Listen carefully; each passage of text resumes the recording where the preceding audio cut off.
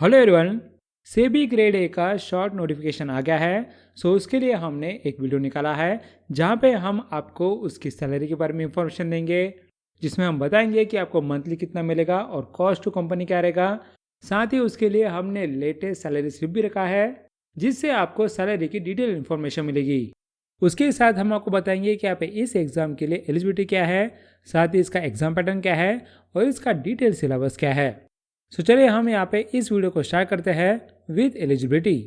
देखिए यहाँ पे एलिजिबिलिटी दो तरह के हैं, एक तो यहाँ पे एज लिमिट और दूसरा एजुकेशन।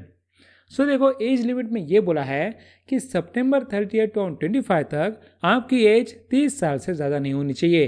इसका मतलब ये है कि आप कैंडिडेट अक्टूबर 1 1995 में या फिर उससे आगे ही बॉर्न होना चाहिए।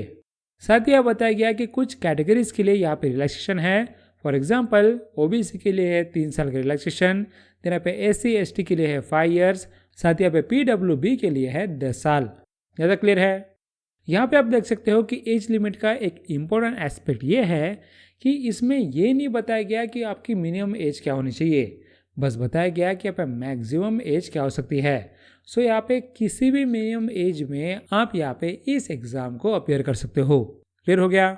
लेकिन उसके लिए आपको एजुकेशन क्वालिफिकेशन को भी सेटिस्फाई करना पड़ता है। वो क्या है? देखो यहाँ बोला गया है कि एक तो आपके पास मास्टर डिग्री होनी चाहिए या फिर आपके पास पोस्ट ग्रेजुएट डिप्लोमा होना चाहिए with minimum of 2 years of duration in any discipline. Basically यहाँ बोला गया है कि इसमें PGDM अलाउड है और आप किसी भी मास्टर डिग्री के साथ इस एग्ज़ाम में अपियर कर सकते हो। उसके बाद और कौन एलिजिबल है? उसमें आते हैं बैचलर डिग्रीज इन लॉ, उसके बाद bachelor degree in engineering from a recognized university. मतलब कि आप लॉ और इंजीनियरिंग छोड़ के बाकी कोई भी बैचलर डिग्री इसमें अलाउड नहीं रहेगा। फॉर एग्जांपल अगर आप BCom या फिर BSc करते हो और आपने मास्टर नहीं किया है तो फिर आप इसके लिए एलिजिबल नहीं हैं। उसके बाद और कौन एलिजिबल रहेगा? उसके बाद बोला गया कि chartered accountant, then chartered financial analyst, उसके बाद कंपनी सेक्रेटरी और कॉस्ट अकाउंटेंट। ये सारे इंपॉर्टेंट क्वालिफिकेशन वाले कैंडिडेट्स भी इस एग्जाम में अपियर कर सकते हैं। साथ ही इसमें आप एक बात ये देख सकते हो कि इसमें कोई मिनिमम मार्क्स का क्राइटेरिया नहीं है, यानी कि आपको ये नहीं बोला गया है कि आपको इंजीनियरिंग में 60% आना चाहिए या फिर आपको लॉ में 50% आना चाहिए, राइट।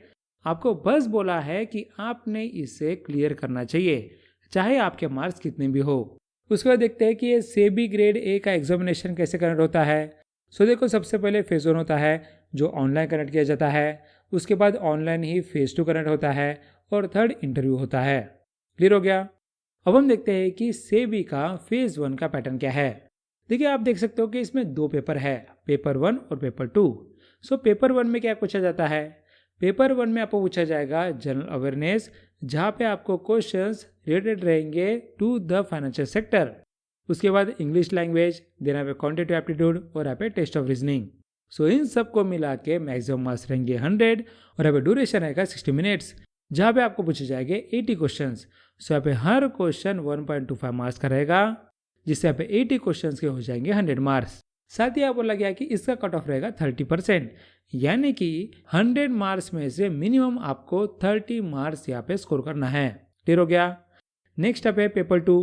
इसमें यहाँ पे आपको अलग अलग सब्जेक्ट रहेंगे, जैसे कॉमर्स, देन अकाउंटेंसी, उसके बाद management, then finance, then costing, then companies act और इकोनॉमिक्स।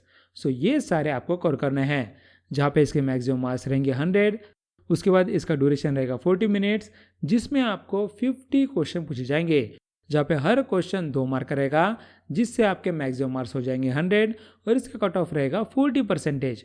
40% कट ऑफ है, मतलब कि 100 में से आपको 40 मार्क्स स्कोर करना है। अगर आपने वो स्कोर नहीं किया तो फिर आप फेज 2 के लिए क्वालिफाई नहीं करते हो। ऐसा नहीं होगा कि अगर आपने पेपर 2 में कोई पढ़ाई नहीं की और अब पेपर 1 में आउट ऑफ मार्क ला लिए तो आप क्लियर नहीं होंगे। याद रखिए यहाँ पे हर पेपर के लिए अलग से कट ऑफ है। साथ ही यहाँ पे एग्रीगेट कट ऑफ भी है, डेट इज 40%। इसका मतलब पेपर 1 100 मार्क्स और पेपर 2 100 मार्क्स, यानी कि 200 मार्क्स में से 80 मार्क्स यहाँ पे ओवरऑल कट ऑफ रहेगा। यहाँ पे से भी सीधा सीधा ये बोल रहा है कि अगर आपने 80 मार्क्स ला लिए तो आप फेज 2 के लिए शॉर्टलिस्ट हो जाओगे। यानी कि यहाँ पे आपको ये नहीं बोला गया है कि आपको यहाँ पे टॉप 1000 में आना पड़ेगा या फिर टॉप 2000 में आना पड़ेगा। बस यहाँ पे सीधा बोला गया है कि अगर आपने 80 मार्क्स स्कोर कर लिया तो आप फेज 2 के लिए क्वालिफाई हो जाओगे। क्लियर हो गया। साथ ही यहाँ पे ये भी बोला गया कि हर क्वेश्चन के लिए नेगेटिव मार्किंग भी रहेगी, which will be 1/4 of the marks. उसके बाद हम देखते हैं फेज 2। सो जब आप फेज 2 के लिए क्वालिफाई हो जाते हो तो यहाँ पे पेपर 1 में आपको इंग्लिश डिस्क्रिप्टिव टेस्ट देना पड़ेगा, जहाँ पे मेनली 3 तरह के क्वेश्चन होते हैं, विच इज एसे, देन यहाँ पे प्रीसिज राइटिंग और यहाँ पे कॉम्प्रहेंशन टेस्ट, जहाँ पे आपको पैराग्राफ दिया जाएगा, जहाँ पे उस पैराग्राफ के बेसिस पे आपको 4 से 5 क्वेश्चन दिए जाएंगे और यहाँ पे इस पेपर का मैक्सिमम मार्क्स रहेंगे 100 मार्क्स और जिसका ड्यूरेशन रहेगा 60 मिनट्स ओनली, जहाँ पे आपको कट ऑफ रहेगा 30%, यानी कि इसमें से आपको 30 मार्क्स स्कोर करने हैं, जहाँ इसका वेटेज फाइनल मेरिट लिस्ट में यूज होगा, दैट विल बी 1/3। उसके बाद होता है पेपर 2। पेपर 2 फेज 2 का फेज 1 के पेपर 2 जैसे ही होता है, यानी कि पूरा सेम सिलेबस ही है। इसमें भी आपको मैक्सिमम मार्क्स 100 रहते हैं और जहाँ पे आपको 90 मिनट्स दिए जाते हैं। इसमें आपको कट ऑफ रहता है 40%, यानी कि मैक्सिमम मार्क्स से आपको 40 मार्क्स लाना ही पड़ता है, जहाँ पे इसका वेटेज होता है 2/3। लेकिन यहाँ पे इसमें ध्यान दो, जिस तरह से आपको फेज 1 में ओवरऑल कट ऑफ दिया गया वैसा ओवरऑल कट ऑफ आपको फेज 2 के लिए नहीं दिया गया। यहाँ बस यही बताया गया कि जो भी आप मार्क्स स्कोर करते हो उसके बेसिस पे हम मेरिट लिस्ट बनाएंगे और उस मेरिट लिस्ट में जो यहाँ पे नंबर ऑफ वैकेंसी के 3 टाइम्स के अंदर कैंडिडेट होंगे उतने कैंडिडेट्स को हम इंटरव्यू के लिए बुलाएंगे।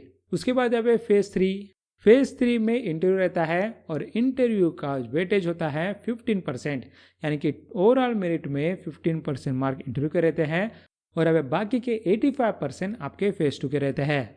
सो यहाँ पे आप सोचो कि अब फेज 2 में जो पेपर 2 है वो कितना ज़्यादा इम्पोर्टेंट है। उस पर अगर आपने सबसे ज़्यादा फोकस दे दिया तो भी आप एंड तक इस एग्ज़ाम को क्रैक कर सकते हो, लेकिन उसके लिए आपको समझना पड़ेगा कि इसका सिलेबस क्या है, राइट। सो देखिए, सबसे पहले बताया गया about the commerce and accountancy. यहाँ पे ये सिलेबस दिया गया जो आप लेफ्ट साइड में देख सकते हो, और वो पूरा सिलेबस हमने हमारे ऐप और वेबसाइट में सेबी के फेज 1 के पीडीएफ और मॉक टेस्ट पैकेज में बहुत ही अफोर्डेबल प्राइस में कवर किया है, जहाँ पे उसकी वैलिडिटी 1 साल की है और उस 1 साल के वैलिडिटी में आपको यहाँ पे फेज 1 का पूरा कोर्स 699 में ही मिलेगा, जहाँ पे अगर आप पार्टनर 10 का कोड यूज करते हो तो उसमें भी आपको 10% का डिस्काउंट मिलेगा। सो चलिए देखते हैं कि इसमें हमने क्या क्या कवर किया। देखिए, यहाँ पे सबसे पहले कॉमर्स एंड अकाउंटेंसी की बात करें तो यहाँ पे चैप्टर 1 में हमने basic of accounting part 1 cover किया है और जिसमें यहाँ पे आपको उस चैप्टर के बेसिस पे मिनी मॉक टेस्ट भी मिलेंगे। उसके बाद हमने चैप्टर 1.1 में बेसिक ऑफ अकाउंटिंग का पार्ट भी कवर किया और यहाँ पे उसके बेसिस पे हमने मॉक टेस्ट भी निकाले, जिससे आपका मॉक टेस्ट की मदद से ये चैप्टर थरोली कवर हो जाता है और यहाँ पे इससे आपका accounting as a financial information system तो अच्छे से कवर हो ही जाता है, लेकिन उसी के साथ सिलेबस में कुछ टॉपिक्स नहीं है, जैसे कि इंट्रोडक्शन टू अकाउंटेंसी या फिर थ्योरी बेस ऑफ अकाउंटिंग, ये भी कवर हो जाता है। हम यहाँ पे जानते हैं कि यहाँ पे कुछ चीज़ें सिलेबस में नहीं दी गई है, फिर भी यहाँ पे पास्ट ईयर एग्जाम के एनालिसिस के बेसिस पे हमने हमारा कंटेंट थोड़ा बढ़ाया है, जिससे आपकी कोई भी चीज़ ना छूटे। उसके बाद हमने कवर किया है चैप्टर 2 में फाइनेंशियल स्टेटमेंट, जो कि आप देख सकते हो कि यहाँ पे फाइनेंशियल स्टेटमेंट एनालिसिस बताया गया है। देन यहाँ पे आगे बताया गया है अकाउंटिंग स्टैंडर्ड पीडीएफ और उसके बेसिस पे भी मिनी मॉक टेस्ट है। लेकिन अकाउंटिंग स्टैंडर्ड के साथ साथ एक यहाँ पे इंडियन अकाउंटिंग स्टैंडर्ड भी होता है, उसके बेसिस पे भी हमने पीडीएफ रखा है और उसके मिनी मॉक टेस्ट भी रखे हैं। सो इससे आपका अकाउंटिंग स्टैंडर्ड का सेक्शन पूरा अच्छे से कवर हो जाता है। नेक्स्ट यहाँ पे है cash flow end fund flow statement, जिसका हमने पीडीएफ भी रखा है और उसके बेसिस पे मॉक टेस्ट भी रखे हैं और इससे आपका कैश फ्लो स्टेटमेंट और फंड फ्लो स्टेटमेंट अच्छे से कवर हो जाता है। देन हमने नेक्स्ट रखा है फाइनेंशियल रेशियोज पीडीएफ, साथ ही यहाँ पे उसके बेसिस पे मिनी मॉक टेस्ट, जिससे आपका रेशियो एनालिसिस भी अच्छे से कवर हो जाता है। नेक्स्ट हमने कवर किया है शेयर कैपिटल ट्रांजैक्शन पीडीएफ और उसके मिनी मॉक टेस्ट, जिससे आपका accounting for share capital transaction including bonus share और राइट शेयर कवर हो जाता है। उसके बाद है employ stock option plans and buy back of the shares, जो कि आपके सिलेबस में ही है। उसके बाद है preparation and presentation of the company final accounts, और वो भी आपके सिलेबस में है, राइट। सो इससे आपका कॉमर्स एंड अकाउंटेंसी अच्छे से कवर हो जाता है। अब यहाँ पे मैनेजमेंट की बात करें तो मैनेजमेंट में हमने कवर किया है इंट्रोडक्शन टू मैनेजमेंट, उसके बाद फंक्शंस ऑफ मैनेजमेंट पार्ट 1 और यहाँ पे फंक्शंस ऑफ मैनेजमेंट पार्ट 2। सो उससे आपका मैनेजमेंट का फर्स्ट सेक्शन कवर हो जाएगा। उसके बाद हमने कवर किया है पर्सनैलिटी, जो आपको सिलेबस में नहीं दिया गया है लेकिन इस पे क्वेश्चन पूछे जाते हैं। नेक्स्ट आता है मोटिवेशन पार्ट 1 और उसके बाद यहाँ पे मोटिवेशन पार्ट 2। सो इससे आपका मोटिवेशन, मोरल और इंसेंटिव का सेक्शन भी अच्छे से क्लियर हो जाएगा। नेक्स्ट यहाँ पे हम लीडरशिप पढ़ेंगे। ये भी टॉपिक बड़ा है तो इसके लिए भी हमने पार्ट 1 और पार्ट 2 दोनों निकाले हैं। सो पे इसकी मदद से आपका लीडरशिप का भी सेक्शन क्लियर हो जाएगा। देन यहाँ पे उसके आगे है चैप्टर 6 दैट इज कम्युनिकेशन, उसका भी हमने PDF के साथ साथ मिनी मॉक टेस्ट रखा है और इससे आपका कम्युनिकेशन का पूरा सेक्शन कवर हो जाता है। नेक्स्ट है लास्ट में यहाँ पे ह्यूमन रिसोर्स मैनेजमेंट, जिसका PDF के साथ साथ हमने मॉक टेस्ट भी रखे हैं और यहाँ पे उसकी मदद से आपका ह्यूमन रिसोर्स डेवलपमेंट का पूरा टॉपिक कवर हो जाता है। सो आप देख सकते हो कि इससे आपका मैनेजमेंट भी अच्छे से कवर हो गया। नेक्स्ट यहाँ पे है फाइनेंस। सो देखो यहाँ पे सबसे पहला है फाइनेंशियल सिस्टम एंड रेगुलेशन, जिससे आपका पहला section that is financial system पूरी तरह से कवर हो जाता है, जहाँ पे हम सारे रेगुलेटर्स के बारे में पढ़ते हैं और वहाँ पे उनके रोल और फंक्शन क्या है वो भी समझते हैं। नेक्स्ट है Indian financial market structure and instrument, जिससे पे फाइनेंशियल मार्केट सेक्शन में हमारी एंट्री हो जाती है और उसके बाद है मनी मार्केट और मनी मार्केट के बाद आता है कैपिटल मार्केट। देन यहाँ पे कैपिटल मार्केट के बाद आता है फॉरेक्स मार्केट। सो इससे हमारा पूरा फाइनेंशियल मार्केट कवर हो जाता है। नेक्स्ट यहाँ पे टॉपिक है चैप्टर 6 दैट इज डेरिवेटिव और इस डेरिवेटिव से हमारा जनरल टॉपिक का बेसिक्स ऑफ डेरिवेटिव का सेक्शन अच्छे से कवर हो जाता है। नेक्स्ट हमने चैप्टर रखा है ऑफ द म्यूचुअल फंड। देखो यहाँ पे म्यूचुअल फंड क्लियरली सिलेबस में नहीं दिया है लेकिन इस पे क्वेश्चन आते हैं, इसलिए हमने उसे हमारे कंटेंट में रखा है। नेक्स्ट हमने कवर किया है बैंकिंग सिस्टम ओवरव्यू, उसके बाद आगे बैंकिंग सिस्टम की पॉलिसी इंटरवेंशन। सो देखो ये भी क्लियरली सिलेबस में नहीं दिया है लेकिन इस पे क्वेश्चन आते हैं, सो इसलिए हमने उसे कंटेंट में रखा है।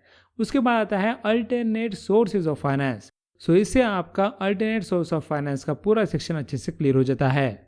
नेक्स्ट यहाँ पे टैक्सेशन, डायरेक्ट और इनडायरेक्ट। सो उससे आपका डायरेक्ट और इनडायरेक्ट टैक्सेस कवर हो जाता है। उसके बाद है इन्फ्लेशन, की concept, measurement and monetary policy, जिससे आपका इन्फ्लेशन का भी सेक्शन कवर हो जाता है। और यहाँ पे लास्ट में है फाइनेंशियल इंक्लूजन, सो जिससे आपका फाइनेंशियल इंक्लूजन का भी सेक्शन कवर हो जाता है। और यहाँ पे recent developments in the financial sector जो है वो बेसिकली करंट अफेयर को डिनोट करता है। सो इससे आपका पूरा फाइनेंस भी कवर हो गया। नेक्स्ट हम देखते हैं कॉस्टिंग। सो आप देख सकते हो कि यहाँ पे कॉस्टिंग में सबसे पहला है cost and management accounting overview. So इससे आपका overview of the cost and management accounting का सेक्शन क्लियर हो जाता है। नेक्स्ट हमने यहाँ पे अलग अलग मेथड्स ऑफ कॉस्टिंग कवर किए हैं, जिसमें यहाँ पे सबसे पहला आता है मटेरियल कॉस्ट, उसके बाद आता है लेबर कॉस्ट, देन आगे आता है ओवरहेड्स एब्जॉर्प्शन कॉस्टिंग, उसके बाद आता है एक्टिविटी बेस्ड कॉस्टिंग, देन आगे हमने कवर किया है कॉस्ट शीट, उसके बाद और हमने बचे हुए मेथड्स ऑफ कॉस्टिंग कवर किए हैं। सो आप यहाँ पे देख सकते हो कि इससे मेथड्स ऑफ कॉस्टिंग का सेक्शन पूरी तरह से कवर हो जाता है। नेक्स्ट हमने कवर किया कॉस्ट कंट्रोल एंड एनालिसिस। सो इससे आपका basics of cost control and analysis का टॉपिक भी कवर हो गया। उसके बाद हमने कवर किया है लीन सिस्टम। लीन सिस्टम भी एक बड़ा टॉपिक है और उसके अंदर हमने सारी चीज़ें जो यहाँ पे सिलेबस में दी है उसको हमने अच्छे तरह से कवर कर लिया है। इससे हमारा कॉस्टिंग का टॉपिक भी कवर हो गया। नेक्स्ट हम बात करते हैं वो कंपनीज एक्ट। सो देखो यहाँ पे कंपनीज एक्ट 2013 की बात की है, जिसमें स्पेसिफिक रेफरेंस दिया गया है of the chapter 3, then 4, then 8, उसके बाद 10, देन 11, देन 12 और यहाँ पे चैप्टर 27। सो इससे आपको ये तो नहीं समझ रहा होगा कि यहाँ पे कौन से चैप्टर की बात की है या फिर कौन से टॉपिक की बात की है, लेकिन मैं आपको बताना चाहता हूँ कि इसमें क्या क्या बताया गया। इसमें सबसे पहले तो overviews of the companies act के बारे में बोला गया, देन यहाँ पे prospectus and allotment of securities के बारे में बोला गया, उसके बाद शेयर कैपिटल एंड डिबेंचर्स के बारे में बोला गया, देन यहाँ पे declaration and payments of dividend के बारे में बोला गया, उसके बाद ऑडिट एंड ऑडिटर्स के बारे में बोला गया, देन यहाँ पे appointments and qualifications of director के बारे में बोला गया, उसके बाद meeting of boards and its power के बारे में बोला गया और यहाँ पे national company law tribunal and appellate tribunal के बारे में बताया गया। सो क्या ये सब हमने ऑलरेडी कवर किया है? बिल्कुल कवर किया है। आप देख सकते हो कि यहाँ पे चैप्टर 1 है हमारा overseas of the companies act, जिसका PDF के साथ साथ आपको मिनी मॉक टेस्ट मिलेंगे। उसके बाद यहाँ पे चैप्टर 2 में है prospectus and allotment of securities. Then यहाँ पे चैप्टर 3 में है शेयर कैपिटल एंड डिबेंचर्स।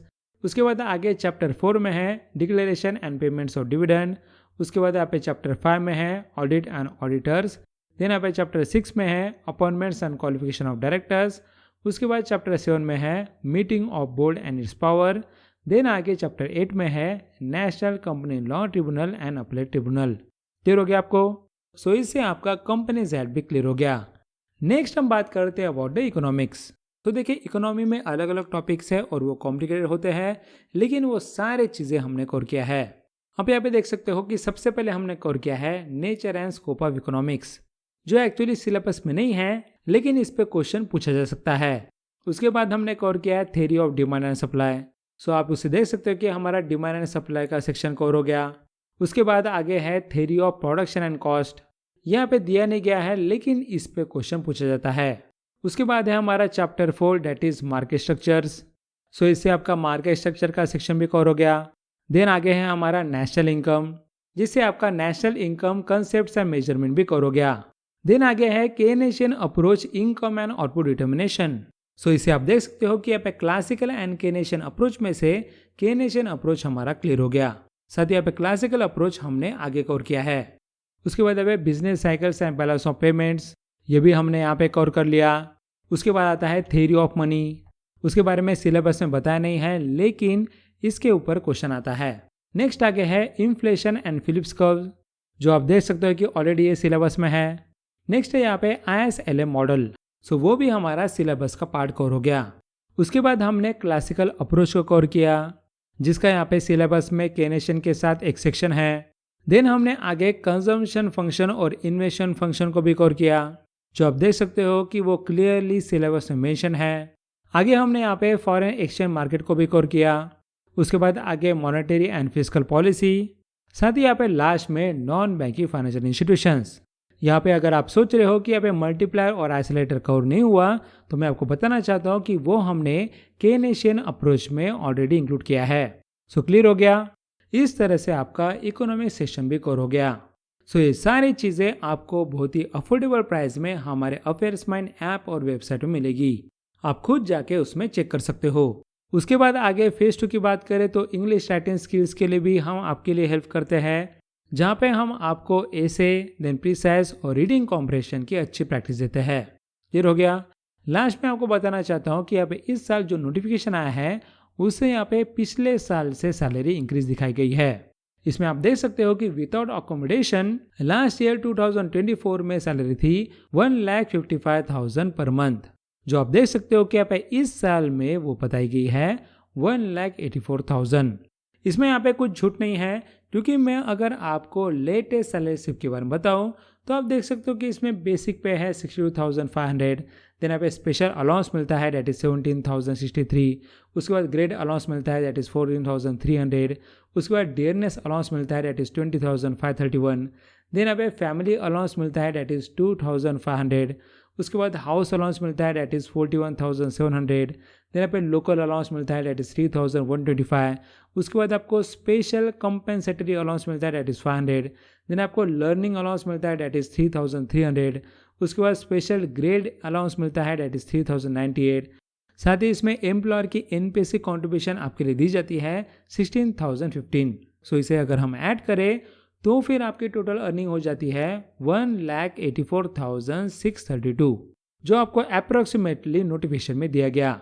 साथ ही इस अर्निंग में कुछ डिडक्शन भी होता है, that is NPS contribution of the employ और NPS contribution of the employer. उसके बाद मेडिकल असिस्ट फंड, देन यहाँ पे प्रोफेशनल टैक्स, उसके बाद यहाँ पे income tax, then lunch recovery, उसके बाद स्पेशल एडवांस रिकवरी और यहाँ पे स्टाफ एसोसिएशन। सो ये सारे डिडक्शन होते हैं 55,945 और आपकी टेक होम पे सैलरी होती है 1,28,687। ये यहाँ पे डिडक्शन के बाद भी अभी भी बहुत ज़्यादा है, लेकिन इसके साथ आपको और अलाउंसेस भी मिलते हैं जो यहाँ पे आपको क्लेम करने पड़ते हैं, और वो क्वार्टरली या फिर मंथली अलाउंसेस होते हैं। For example brief case allowance, उसके बाद यहाँ पे स्पेक्टिकल अलाउंस, देन यहाँ पे बुक अलाउंस, उसके बाद सुडेक्सो अलाउंस, देन आगे यहाँ पे न्यूज़पेपर अलाउंस, उसके बाद यहाँ पे लैपटॉप अलाउंस, आगे यहाँ पे टेलीफोन अलाउंस, उसके बाद फर्नीचर अलाउंस, देन यहाँ पे मेडिकल अलाउंस, उसके बाद यहाँ पे सर्वेंट या फिर मेड अलाउंस, लास्ट में यहाँ पे पेट्रोल अलाउंस। सो इस तरह के अलग अलग अलाउंसेस भी आपको मिलते हैं। सो आप सोच सकते हो कि यहाँ पे इसमें ऑलरेडी आपको 1,84,000 मिलते थे और ये अलाउंसेस मिलने के बाद आपकी cost to company minimum 30 lakh to 34 lakh हो जाती है। उसके साथ यहाँ पे आपको चिल्ड्रन एजुकेशन के लिए भी कुछ फंड मिलता है। देन यहाँ पे आपको कैंटीन फैसिलिटी मिलती है, उसके बाद जिम फैसिलिटी मिलती है और बेस्ट फूड फैसिलिटी भी मिलती है। सो इस तरह के अलग अलग अलाउंसेस और पर्क्स मिलते हैं other than the take home salary. Clear हो गया आपको? सो ये थी हमारी सेबी ग्रेड ए की इंफॉर्मेशन जो आई होप कि आपके लिए बहुत हेल्पफुल थी। साथ ही लास्ट में मैं आपको और एक बार रिमाइंड करना चाहता हूँ कि SEBI grade A assistant manager का फेज़ 1 का PDF कोर्स और मॉक टेस्ट हमने ऑलरेडी अपलोड कर दिया है और आप वो ऐप और वेबसाइट में जाके चेक कर सकते हो। और अब उसमें आपको फेज़ 1 के मॉक टेस्ट के साथ बाकी सारे इंपॉर्टेंट सिलेबस का कंटेंट मिलेगा। For example economics, management, finance, costing, then companies act, उसके बाद कॉमर्स एंड अकाउंटेंसी। साथ ही हम आपको QRE के भी मिनी मॉक देते हैं जिससे कि आपकी अच्छी प्रैक्टिस हो जाए।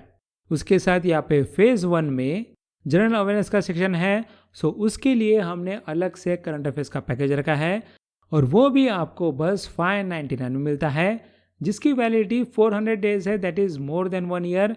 और ये आपको ना ही से भी बल्कि बाकी एग्जाम के लिए भी हेल्पफुल रहता है। और यहाँ पे उसमें भी अगर आप पार्टनर 10 का कोड यूज़ करते हो तो वहाँ पे भी आपको 10% का ऑफ मिलेगा।